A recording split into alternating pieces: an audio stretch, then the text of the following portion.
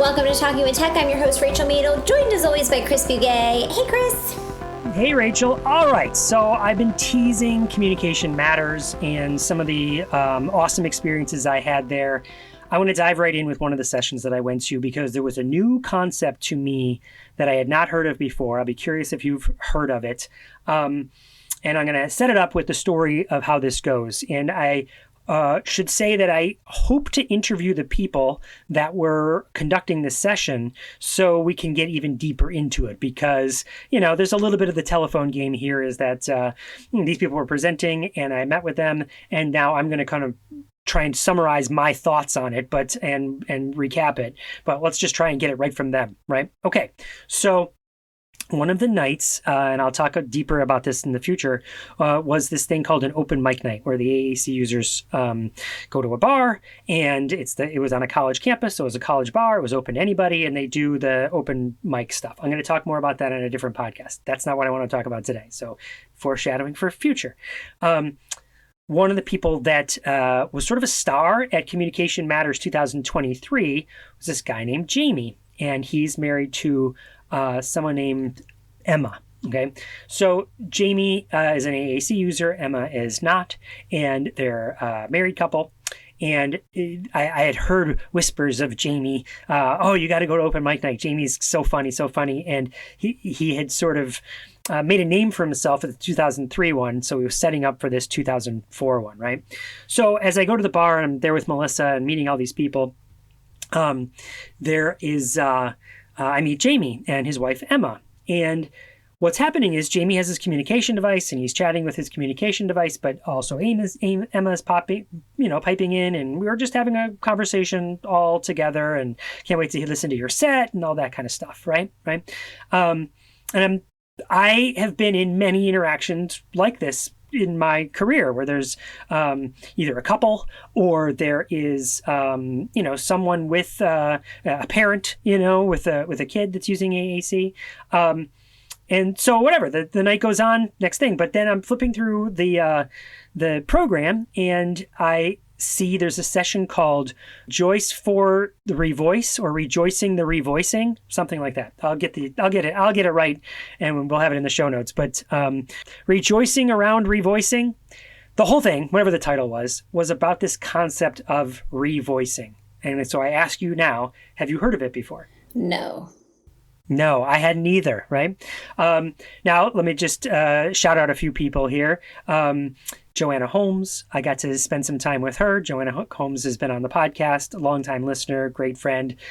Again, more stories to come about giving hugs to people I had not met in person and having great experiences with them. So more to come about Joanna and those experiences. But Joanna was in this session. And then our friend Charlie Danger was there. Big shout out to Charlie Danger because we got to actually hang out with Charlie a little bit after the conference. Charlie lives in London, so we went to London. We got to meet up with him, and he got to give us some little scavenger hunt of things to find in London and do in London that were not like necessarily the big things. So Charlie, just a shout out to you, had a brilliant time with you. So much fun. Again, I'll probably be talking about that in the future. But Charlie was in the session as well. And so I was there and there was more, right? And so I think it was a relatively new concept for Joanna, maybe not, but and Charlie. And then I got to have conversations with Charlie and Joanna afterwards around this concept. Well, what is this concept? What are you talking about, Chris? What is revoicing? So the presentation starts off with the notion that what we're about to share with you is not facilitated communication. They were very explicit. They had a slide that this is not that. Facilitated communication, there's all this controversy around who is actually making the message. What revoicing is, I'm going to do my best to try and explain it, is when you're with somebody and that person uses their organic voice, I guess, their musculature to I don't know, what's the best way to say it? Let's say their organic voice, right? To reshare what their partner is saying, right? So in some case, Jamie might say something that was unintelligible to me, turn to Emma, and Emma would say what he's saying is, and then explain what he's saying. And the whole point of this whole thing was to say, this should be considered a legitimate form of AAC and part of someone's AAC system. Again, taking that broad approach that a system is not an app, it's everything you use to communicate, from your gestures to your facial expressions to the app that you might be using. They were saying this should be thought of as a legitimate way that someone is communicating, because Jamie is indicating that it's appropriate, that I'm giving you permission to do this, and sometimes re-clarifying, like getting upset if voicing in some sort of way that, no, Emma, that's not right. You did not say what I was trying to say. You got it wrong, right? And so it was a really interesting concept. It was interesting on many levels, because one of the things that jumped into my mind is these are adults, right? These are consenting adults that are, have that have learned language into a way that they could say whatever they want to say. So it got me thinking about kids who I primarily work with, and what are the implications of that, which again, great conversations with Joanna and Charlie afterwards about these sorts of things. Charlie actually asked the question, I hope he doesn't mind me sharing, he asked the question in the session, like, is there anything I can do as the third party, right? So if I'm standing there listening to Jamie and Emma, to really know that it is Jamie that you're revoicing, that it actually is Jamie sort of confirming it. Like, I have an intuition, because I can see he's upset if you're not getting it right. Like, he's making gestures that sort of I'm interpreting as he's like, no, that's not right, but I don't really know, and I don't really know your dynamic as a couple. Like, maybe there's some things that happen behind the scenes, and so I don't really know. Is there something that I should be looking for as that third party to really know? And it was great. They sort of answered that, him indicating that and multiple times of Emma sort of saying, well, no, hold on, I got that wrong. What do you want me to say? Okay, yes. And the fact that he could, if he wanted to, use his AAC to clarify and recast. An example that they used was, that Jamie used in sharing his story, was he said, I got a job, and when I got that job, I felt like I was 50% less productive because I'm communicating with other people and it's taking me longer. But if Emma was here, she could do this a lot faster. And so can you invite her to come? Like, I'm asking you with my AAC device to bring this portion of my AAC system. I want to have that here because I could be more productive, which again, from an adult standpoint, it felt really like, yeah, that makes sense to me. They also shared the story that something happened. There was a crime committed. They were clear to say that it wasn't Jamie that committed the crime. But I think maybe he was burgled or something like that. And they had to have a conversation with the police.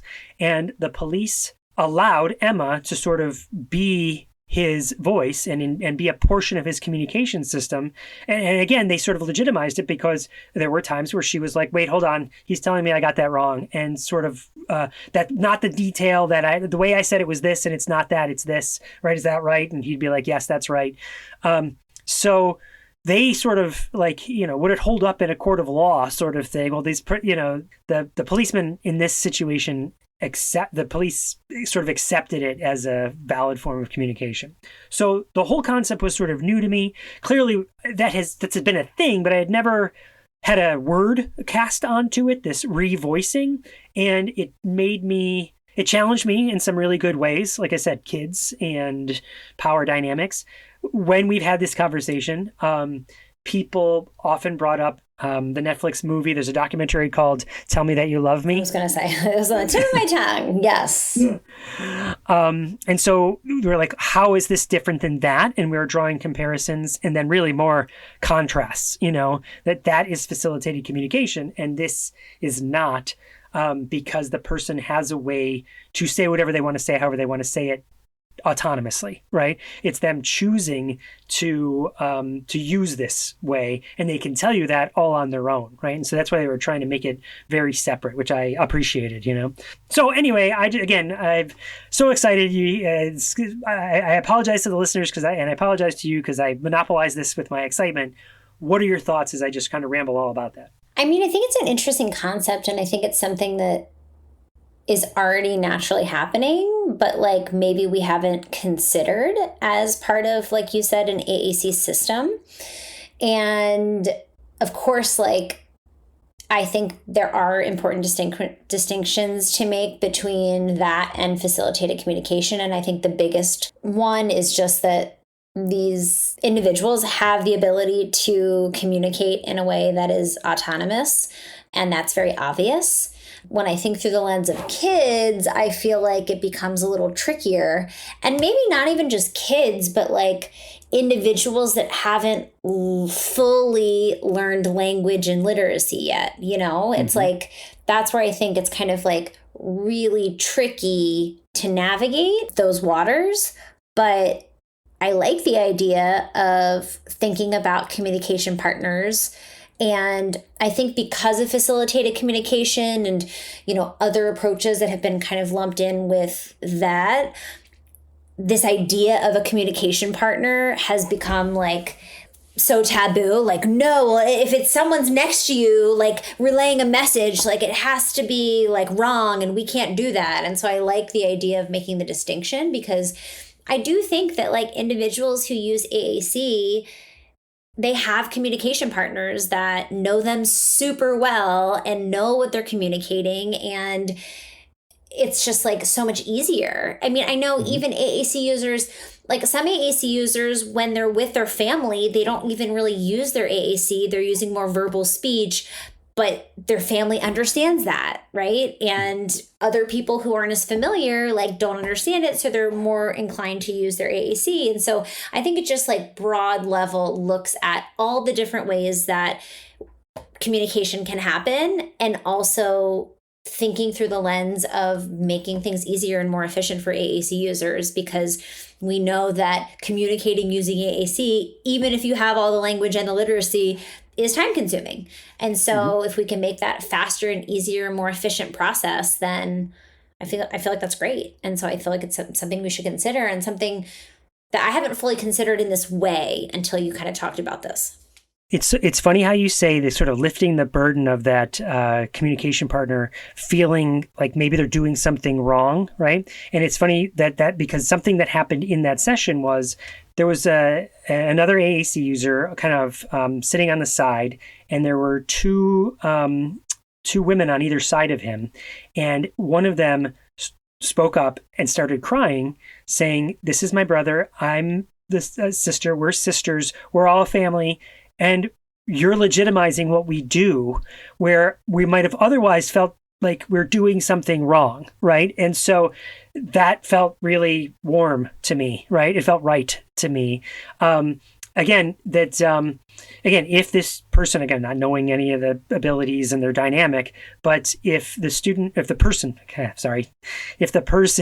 can say whatever they want to say, they've learned language, and this is just a faster way, then I think it makes sense, One other thing that comes to my mind, too, is the really important distinction that the AAC user is the one who decides who is that communication partner. Because I feel like I've also learned from AAC users, please don't finish my message. Please don't, assume you know what I'm saying. And so I feel like that's an important distinction, because it's a specific communication partner that the AAC user has decided and designated is, able to do that for them, and they want that to happen. And I'm sure every AAC user is different. I'm sure there's AAC users that are like, no, I don't want anyone supporting communication in that way. And I feel like it's so individualized. And so I just want to call that out too, because I feel like it's important to know that it has to be designated by the AAC user as something that they want. Well, again, you've crawled into my brain, because what you're sort of talking about here is some sort of maybe guidelines around this. And again, as an emerging word for me, that I wonder if it was like, okay, this is a practice for adults who already have language. Here are some guidelines for that. One of those guidelines might be the AAC user gets to choose who that person or persons are. It can't be imposed on them. Like, I could see that as a guideline or a rule, perhaps. Another one is they always get to ratify what is being said, and that should be known how they're ratifying it. Like I could see some guys sort of, techniques that you would use to help people, like Charlie said, a third person know what's happening, or other people knowing what's happening. But then also, if you wanted to start learning about this and doing this, not falling into other pitfalls, like you said, someone finishing your sentences for you, or going, not close enough, there could be some guardrails put around it. And I wonder if the people that were at this presentation, it wasn't just Jamie and Emma, there were others, might be doing that, then maybe that's their next step in the evolution of this. Yeah. I mean, I really like it because it does feels a little nuanced. And so I feel like having more guidance around it, both from a third party that's communicating and also for the communication partner themselves. I'm sure there's people listening who might have an AAC user in their life and they know them very well. And if they want to potentially step into that role, or maybe they're already doing it in some ways, maybe putting some parameters or more guidance around it, or having more conversations around it. So I think that would be really cool, and hopefully something that's going to come down the pipeline. So they're on the list. I have a very long list of people to interview and to reach out to, and they're top of that list. And so I'll be reaching out to them to see if we can get them on the podcast, see if they'll be willing to come in and talk more about those nuances, and what they think the future of this is, and maybe answer some of those questions about what do you think about the dynamic if it wasn't your dynamic, what are your thoughts about that, or concerns, or what do you champion? Those are all the questions that I hope to ask when I get to interview them. If we talked about it and they were like, oh yeah, so like I hope we can pull it all together and make it happen. So let's talk about more to come on Communication Matters. Much more to come.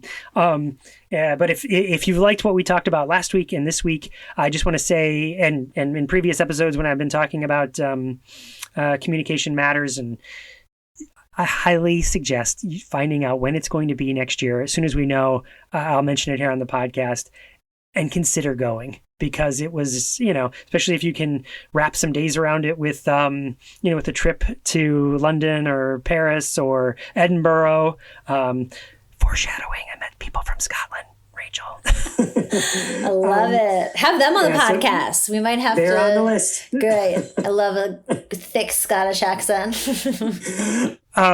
So yeah, consider that. All right. So the interview today is not an interview. Arkansas Speech and Hearing Association conference. They invited us to do a session at a virtual session at their conference, and we did a Talking with Tech live. And so Talking with Tech Live, I think we explain it, but just real quick, it's us facilitating conversations with actual questions that people bring. It's not pre-planned by you or I. People put in those questions, and then we all have a conversation around it. So without further ado, let's listen to part 1 of Talking with Tech Live at ArkSHA 2024.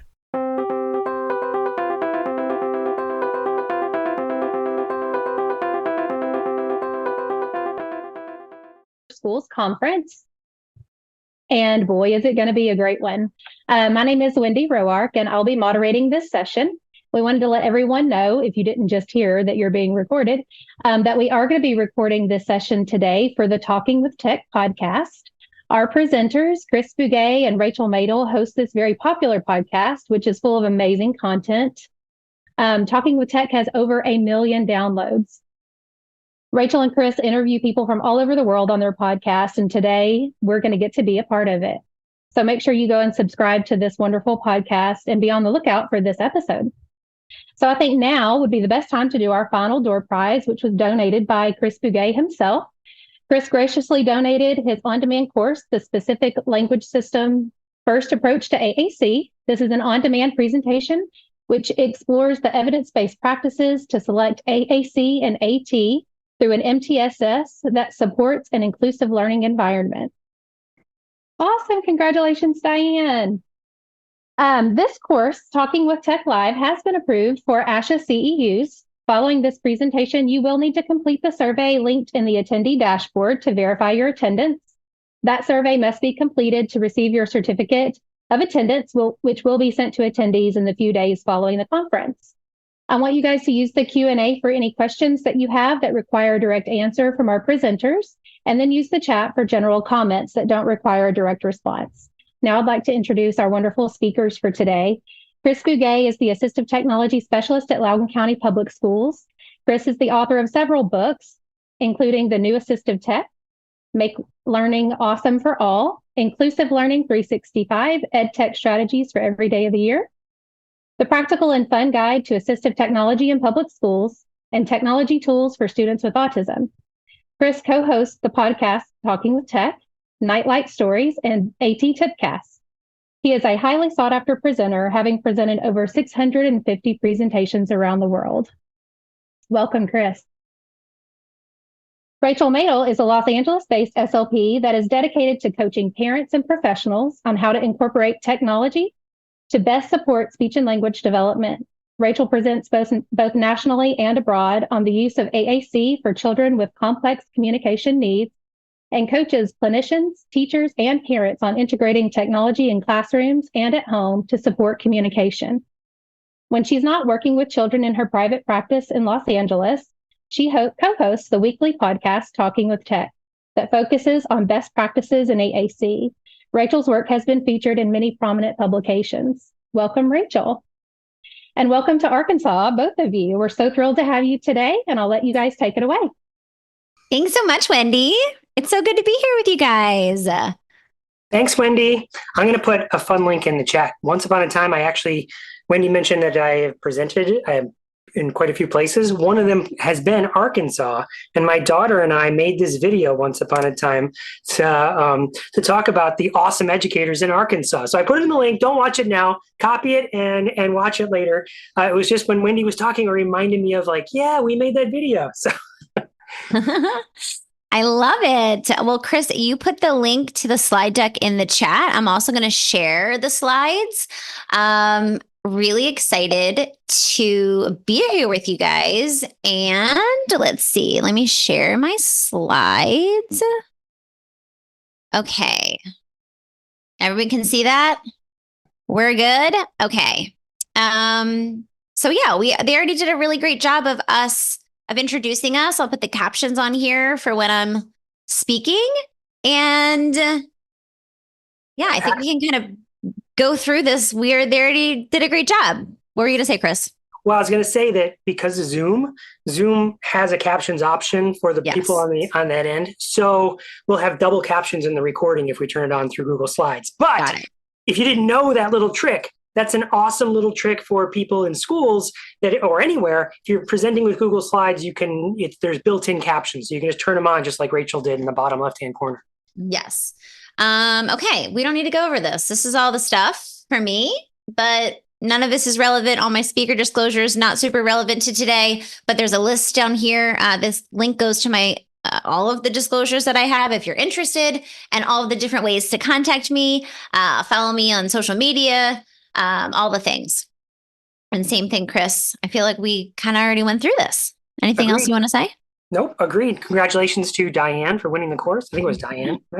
Yeah. And with the podcast. So for those of you guys who listen to the podcast, can you put it in the chat? Also, if you've never heard of it, you're going to be on it, but also put it in the chat.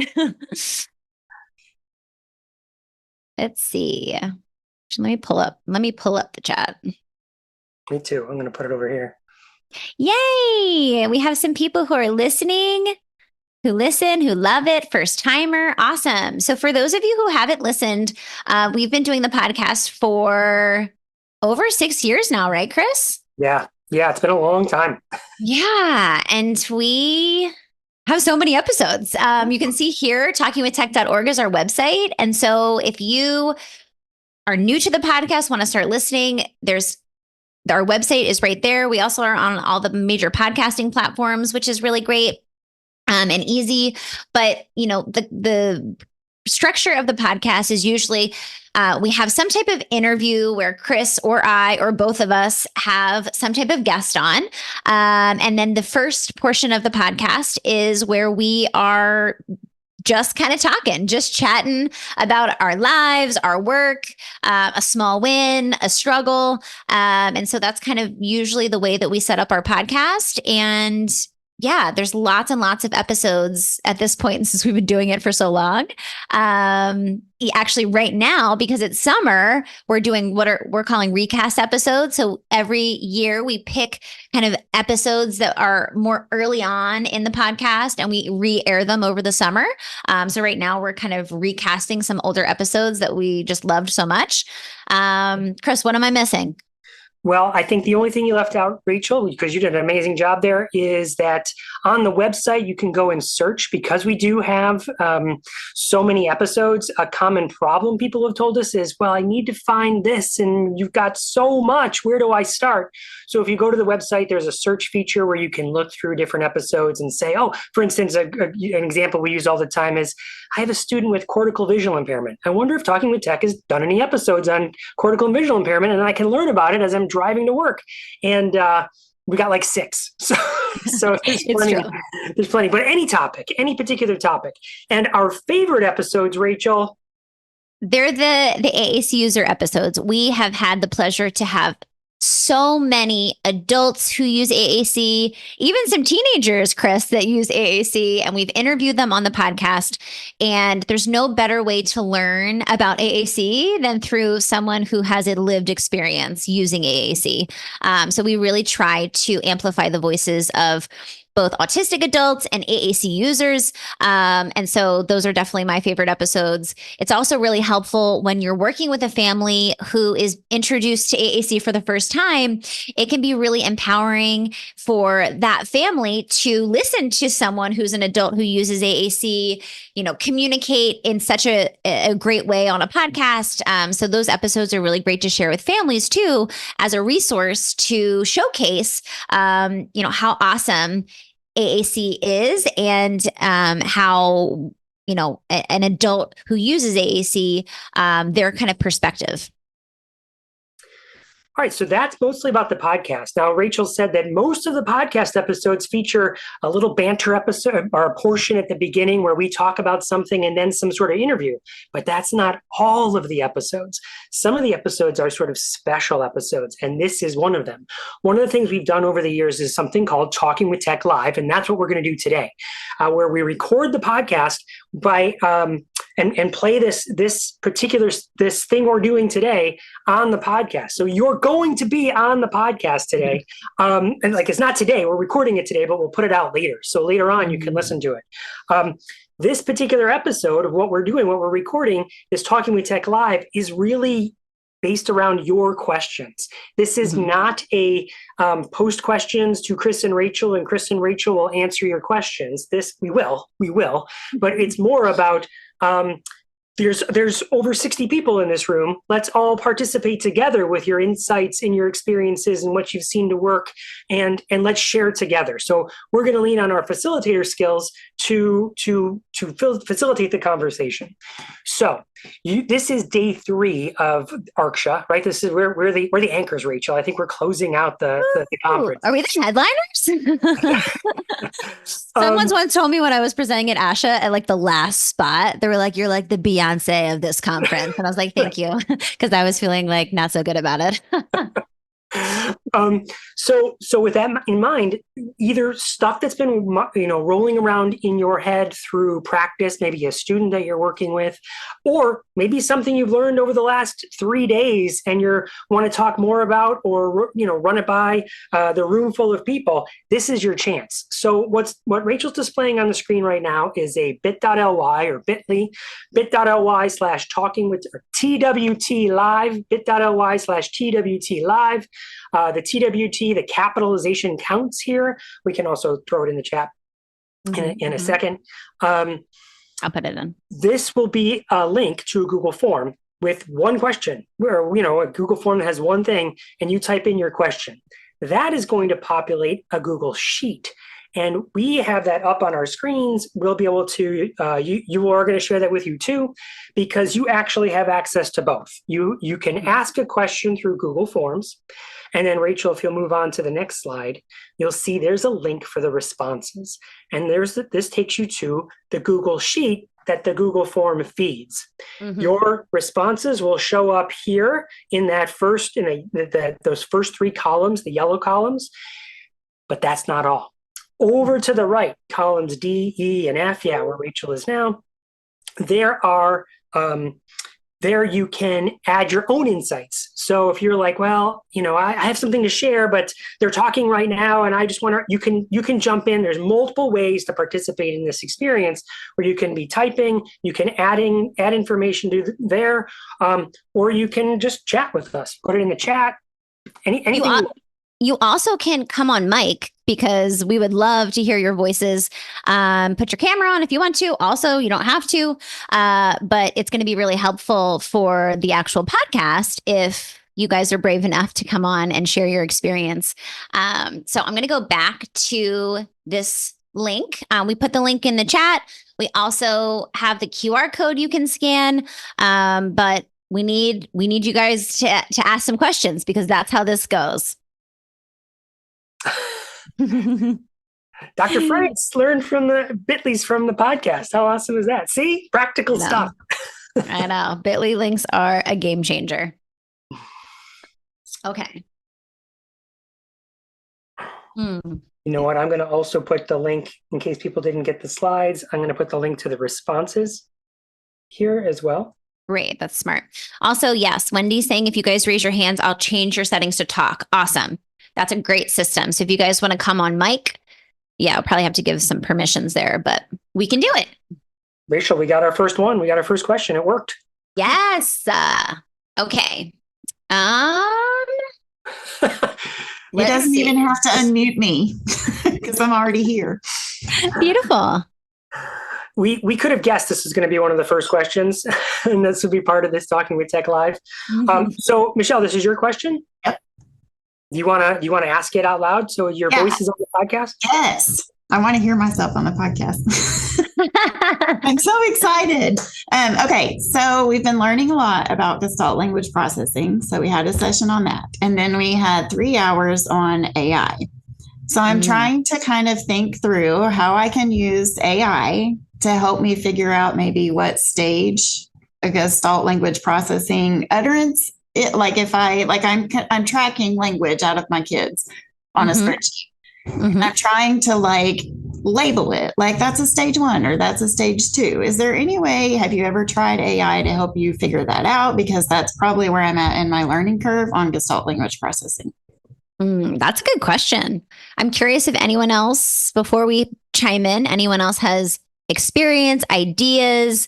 I feel like we're talking about 2 buzzwords here, Gestalt language processing and AI, fusing them together. I'm curious if anyone else has ideas. Put in the chat or can come on mic. I know that we've definitely talked about Gestalt language processing and AAC on the podcast quite a bit. We had 2 autistic adults, Alyssa Hillary Zisk and Lily Conine. So I don't know, Michelle, if you've listened to that episode, but that's a really powerful one where both of them talk about Gestalt language processing and AAC.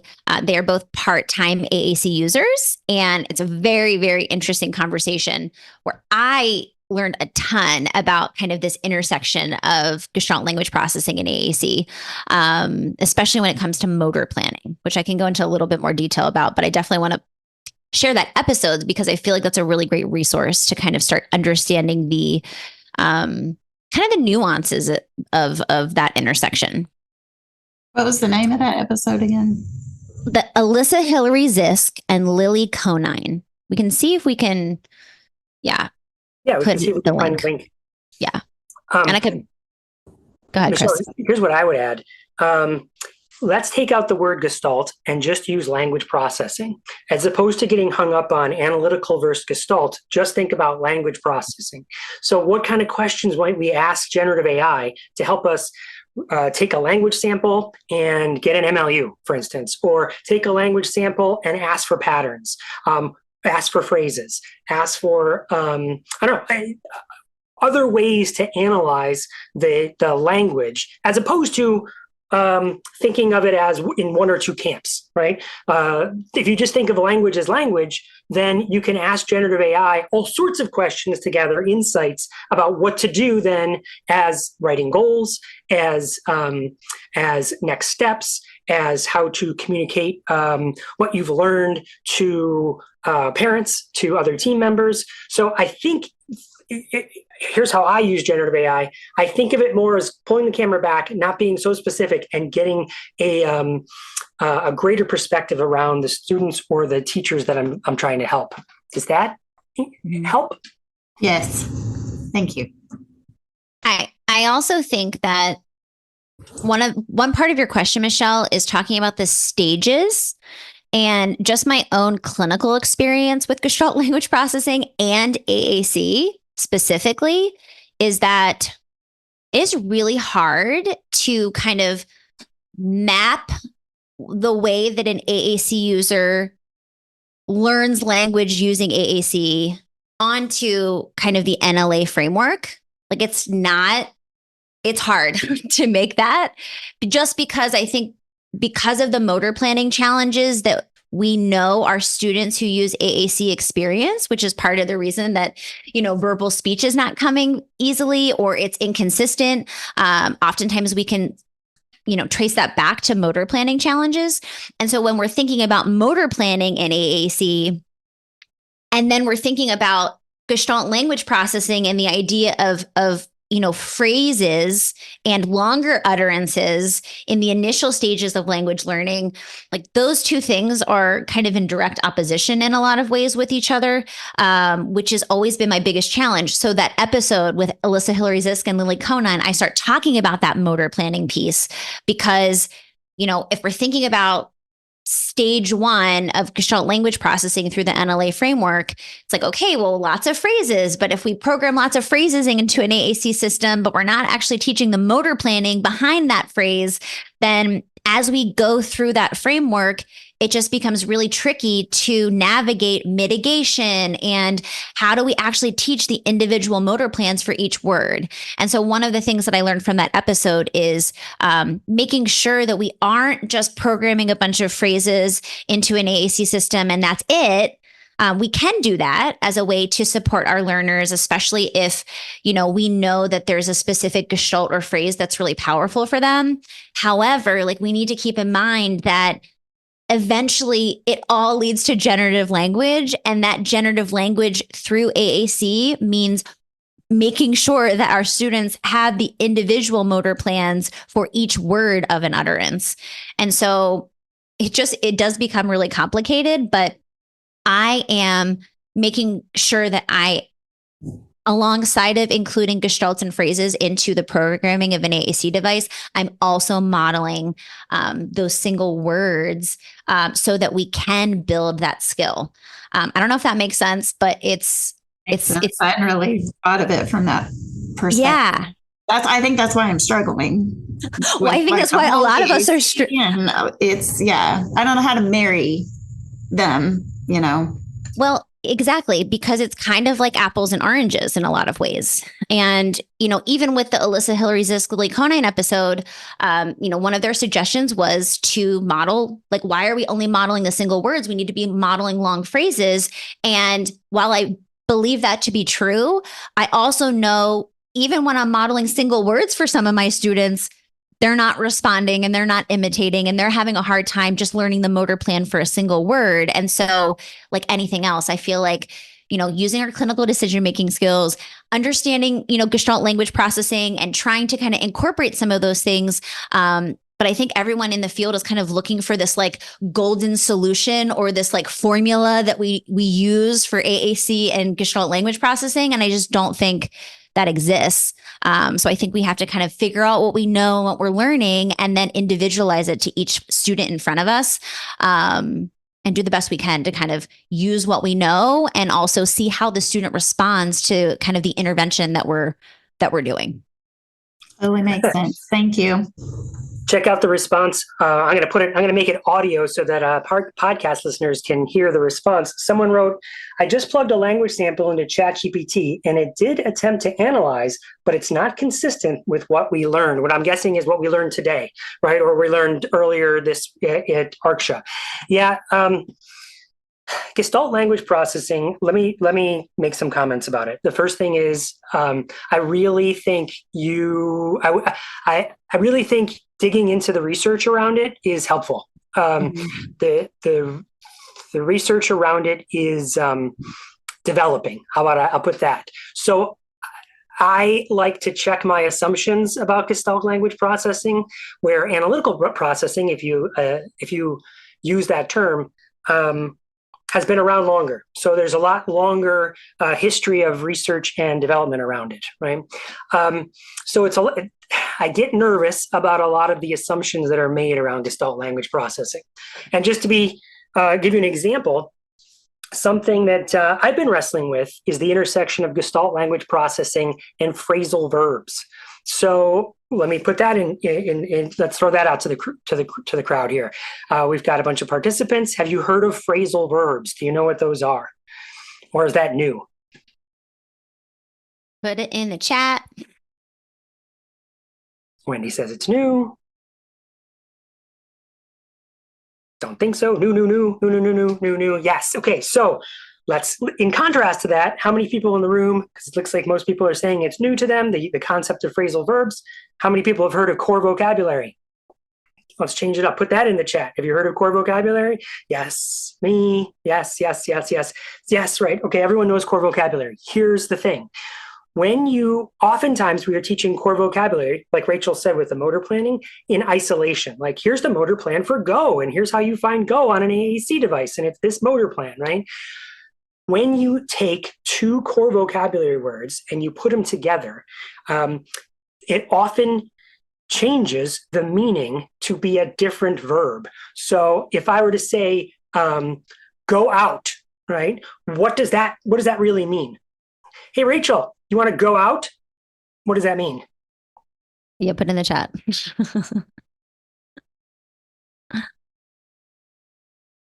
Like, what's the verb that means go out? Like dinner or on a date, right? If I was to say put on, what does that mean? Yeah, Wendy, it could be several things, but put on, what does that usually mean? I guess it could be like a joke, but yeah, like someone said dress, right? Don some clothing, right? Well, I could go on and on with examples there. It's sort of like the Matrix. Once you hear about phrasal verbs, you're going to start to see them all over and how often we use them.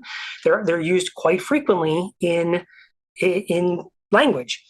So those are short little phrases where the individual word doesn't have a meaning. It only means something in context with the other words around it, which is akin to a phrase, right? So where do you draw the line between what's a gestalt and what's a phrase, and how does that get teased out?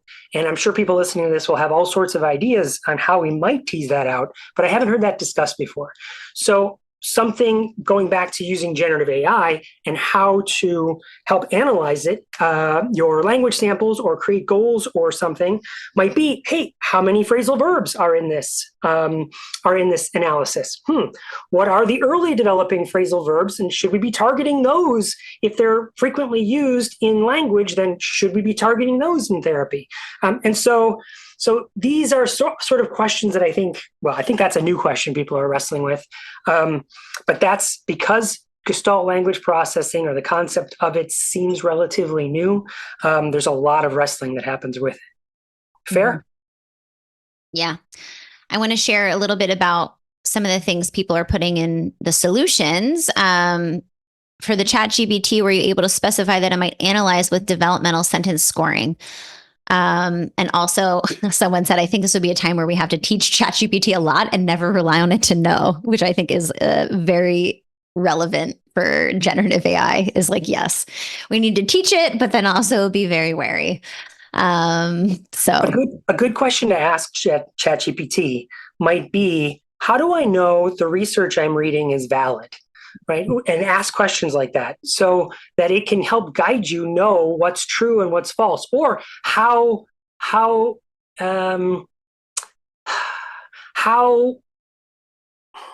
what's the right word? I could ask ChatGPT for the right word.